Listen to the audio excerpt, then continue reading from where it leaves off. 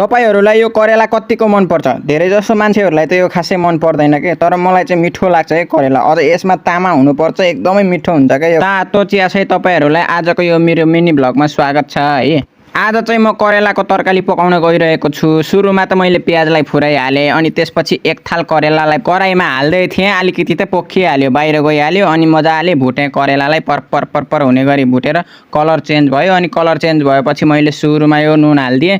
नुन हालेपछि अलिकति गल्छ के, त्यसपछि बेसार पनि हाल्दिएँ अनि मजाले चलाएँ। त्यसपछि मैले यो धुलो मसला हालेँ अनि एकछिन मजाले चलाएर पर फेरि भुटेँ अनि यो गोलभेडा पनि हालेँ। अब गोलभेडा हालिसकेपछि एकछिन यो गलिन्जेल चलाउनु पर्छ के, अनि त्यसपछि मैले यो पिनेको पेस्ट पनि हालेँ लसुन अदुवाको।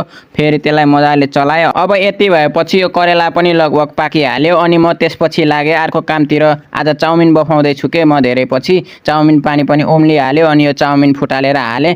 मजाले भक हुने गरी चाउमिन पकाएँ। चाउमिन पकाएर भ्याएपछि फेरि म खोरतिर गएँ। खोरतिर कुखुराले पानी भ्याएछ कि जस्तो लाग्थ्यो के, त्यही भएर म खोरमा गएको त नभन्दै पानी भ्याइसके रहेछ। त्यसपछि पानी हाल्न लाएँ। त्यसपछि 3वटै भाँडा पखालेँ अनि 3वटै भाँडामा झ्याम पानी हालेँ। अहिले यिनीलाई दाना पानी दिइरहेको छु। एकछिनमा यिनीलाई काट्न पर्छ यार, कस्तो पाप काम छ के मेरो त। कुखुरालाई दाना पानी हालेको यी दुईटा साँडेहरू फेरि मान्छे देख्ने हुन्न, कराइहाल्छन् अनि यिनीहरू दुईजनालाई पनि घाँस हालिदिएँ।